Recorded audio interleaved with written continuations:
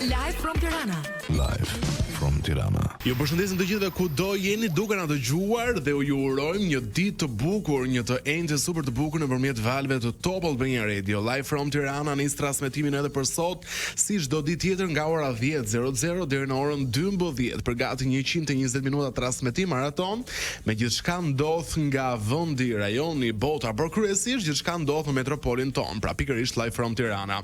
Me ngjarje të aktualitetit politike, sociale, por sigurisht nuk mungon her pas here dhe ajo që ju e doni fort. E kam fjalën pikërisht për showbizin. Por sot do të flasim për një gjë shumë interesante, për një profesion me të cilët ne hasemi çdo ditë në rrugë, sepse shteti pa rregulla nuk funksionon dhe rregullat janë ato që mbajnë një shtet. Do flasim pikërisht për një profesion shumë të nderuar, her pas here i paragjykuar edhe i gjykuar, pikërisht për punojësit e policisë së shtetit, për ato që ne çdo ditë na kontrollojnë e na monitorojnë për shkeljet që bëjmë teksa drejtojmë mjetet tona në qarkullim në Tiranë dhe jo vetëm. Jemi në studio me Angelina Bregu.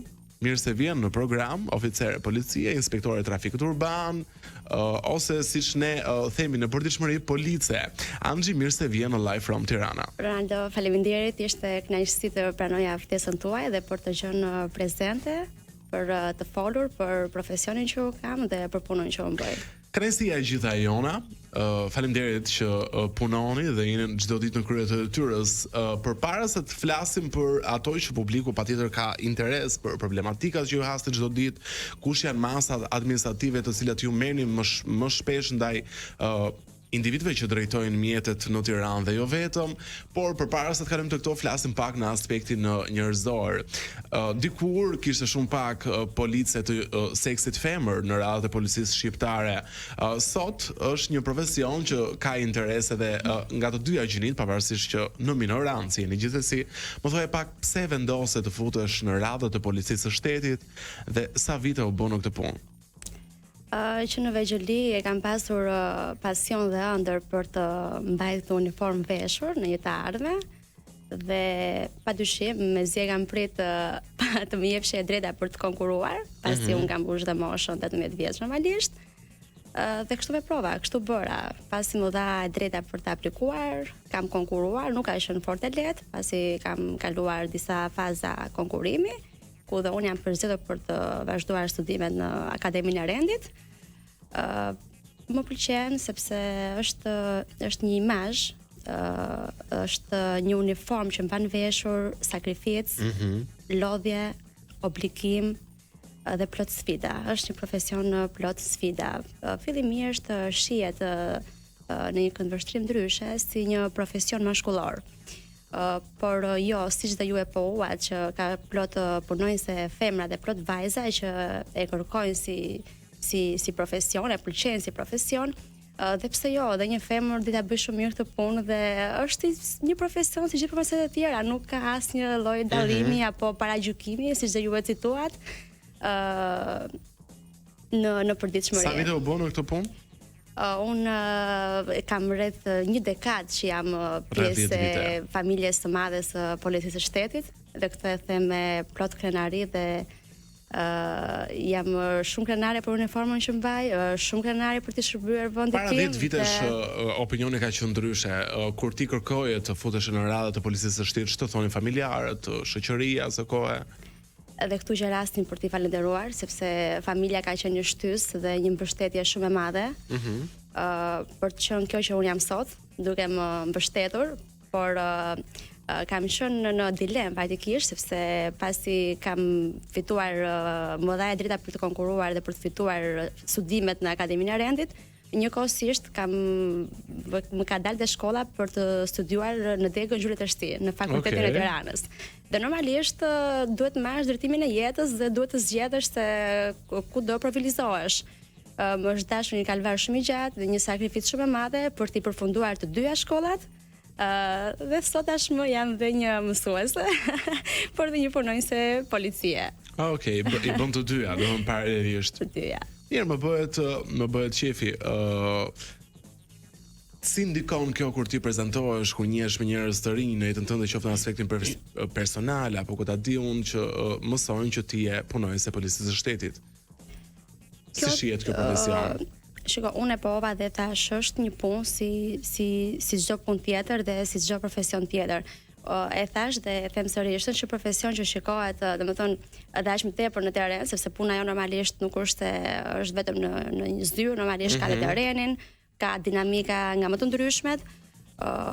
Për pjesën e paragjykimeve nuk është se e kam pas problem ndonjëherë, apo nuk është se më ka ndodhur, ose më saktë ndikoj tek unë psikologjikisht apo shpirtërisht, nëse dikush më gjykon për punën që unë bëj apo për këtë që unë jam, sepse në rast se dikush do e bëj këtë gjë, ai thjesht nuk është për mua dhe normalisht nuk kam se zgjas kot me të. Absolutisht. Mirë, sa kaq ka shumë dilema, pikpyetje, paragjykime, komente për punonjësit e policisë së shtetit, herë shaheni, jo pak raste, ju shaheni qoftë nga afër kur dikujt nuk i pëlqen masa administrative, qoftë në rrjetet sociale, sa kaq duhet thënë kjo që shumica mendime për policinë e shtetit tashmë nuk është më si para disa viteve, por do të flasim pak për kush gjobitet më shumë, gjinia maskullore apo ajo femërore, pavarësisht që gjinia femërore është në minorancë.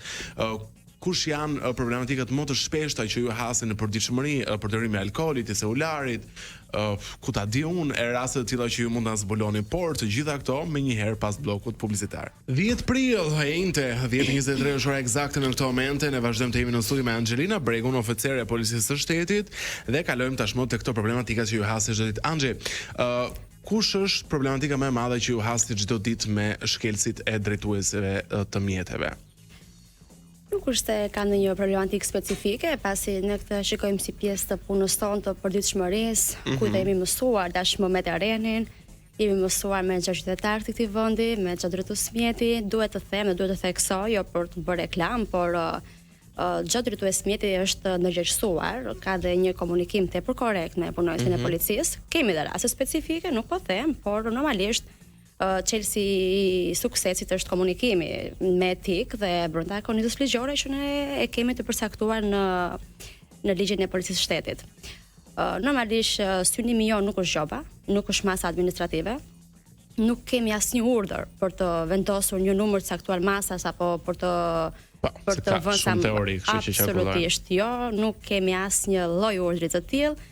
Madje me ardhjen e titullarit të ri në krye të policisë rrugore, ju ka dhënë një vëmendje tepër të shtuar varësve të vet, punonjësve të policisë, duke i mbështetur, duke i dëgjuar për hallet dhe për problematikat që ata kanë, duke ju paguar çdo shtesë që ne na takon të kemi në përditshmëri në raste të veçanta, kjo konform rregullave, sepse normalisht ka dhe një plan masash. Dhe normalisht kjo na motivon dhe na obligon për ta bërë këtë punë akoma dhe më mirë dhe të jemi më të motivuar. Celulari, parakalimi gabuar, parkimi gabuar, mos respektimi i semaforit, apo drejtimi i mjetit në gjendje të derë. Kush është rasti më i shpesh që hasen në përditshmëri teksa ndaloni për të marrë një masë administrative qytetarë të Tiranës? Ronaldo, në qytetin e Tiranës të gjitha shkeljet që janë të përcaktuara në kodin rrugor, të gjitha hasen dhe preken. Sepse normalisht kemi dhe një numër shumë të lartë të përdoruesve të mjeteve, sepse është kryeqytet, është metropol dhe duhet të kuptojmë. Por ne na intereson cilat janë shkeljet më determinante që të çojnë deri në një aksident fatal. Sepse qëllimi dhe synimi jonë është parandalimi i aksidenteve rrugore dhe mbarvajtja dhe menaxhimi i trafikut. Kemi përdorimin e pijeve alkoolike, që është një shkelje e patolerueshme.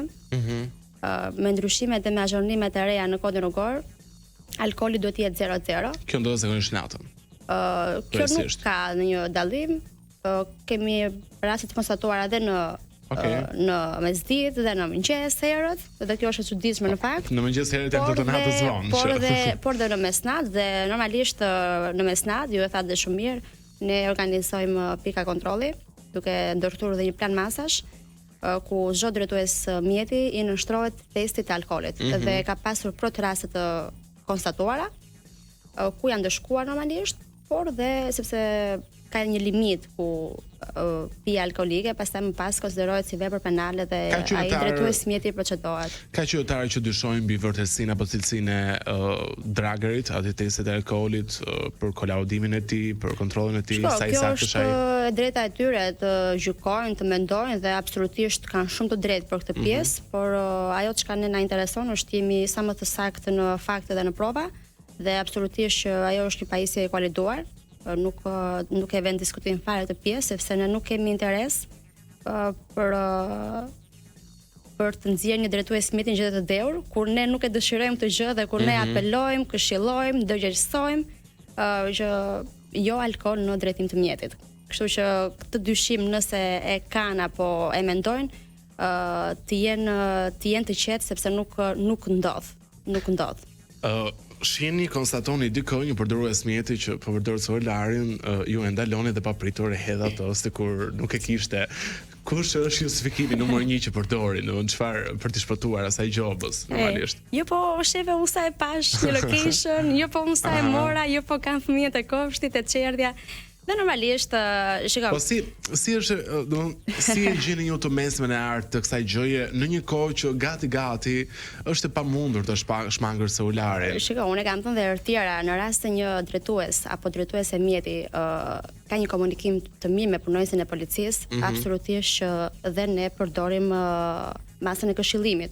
Por duhet të theksoj aty ku ne e gjykojmë që kjo shkelje nuk përbën rrezikshmëri për përdoruesit e tjerë të rrugës. Më kupton?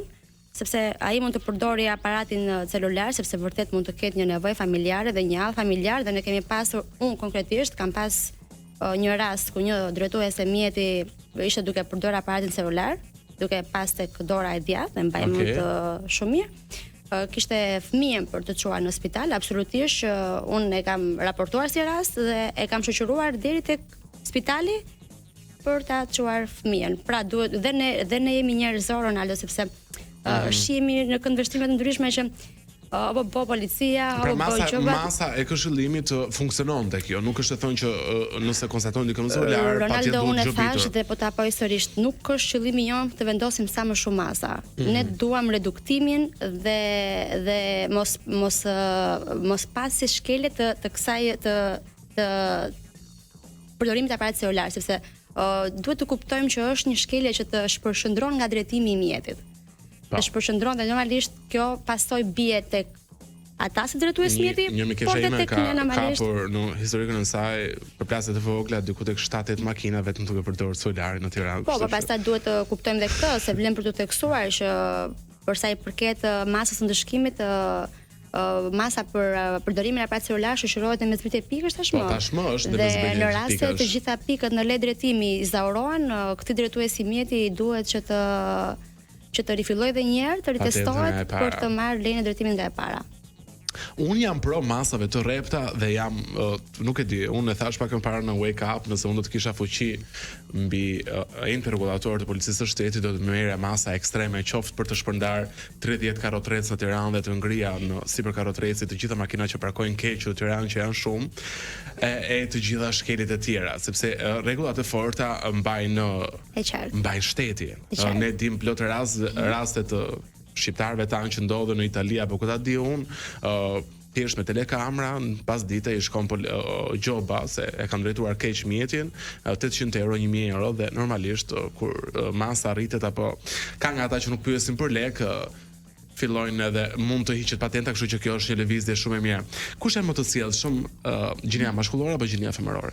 Këtu nuk dua të bëj dallime, jo se dua të favorizoj gjinin femërore, se janë femër vet, por jo, nuk është asnjë një sjellje tepër korrekte tek të dyja gjenit. Kemi edhe raste, normalisht, por që jashtë. Ekziston më tendenca për ta blerë policinë e shtetit me lek? Si dikur, për shembull, që para shumë vitesh po flas, një shofer mbante një lek ekstra për të gjykimin tim jo. Në gjykimin tim jo. Nuk dua të vendos absolutisht në dyshim profesionalizmin tuaj, por nga ana tjetër, pra ekziston më tendenca për t'ju manipuluar, tendenca mund të jetë gjithmonë dhe për herë, ne nuk mund të ndalojmë të tendencën, por normalisht në rast të ish ndjekës si faqes së policisë rrugore dhe në gjota statistikë që ne edhim çdo fundjavë dhe për rezultatet dhe për statistikat e punës sonë, kemi edhe plot raste të konstatuara për korrupsion ndaj punonjësit të policisë.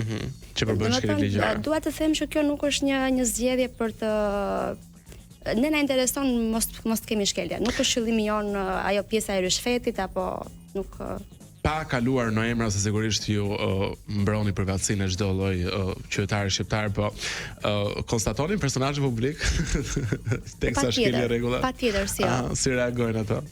Shiko, vlen për t'i falenderuar, janë tepër korrekt. Madje ka dhe nga ata zyrtar të lartë, të thoja, që unë i kam masur, kanë pranuar masën administrative, e kanë nënshkruar atë, e kanë marrë dhe madje në kanë përgëzuar dhe për punën. Shiko, nuk ka edhe ata njerëz, nuk ka lidhje. Në drejtim të mjetit ne të gjithë jemi të barabartë, nuk kemi pse të kemi dallim. Jo, po ky është zyrtar, jo, po ky është njëri i thjesht, s'ka lidhje, por ne janë gjithë një lloj. Qartë. Angela Breku, të falenderoj shumë që ishe sot në Live from Tirana me uniformën tënde të cilën e mban me shumë krenari dhe uroj të jetë kështu në vazhdim. Ju falenderoj, ishte kënaqësi Ronaldo. Patjetër, suksese në punën tuaj të përditshme, të bukur, por njëkohësisht edhe shumë të vështirë. Faleminderit. Të uroj një të njëjtë të bukur në vazhdim. Ne shkëputemi këtu, kemi reklama dhe rikthehemi pas pak në Live from Tirana.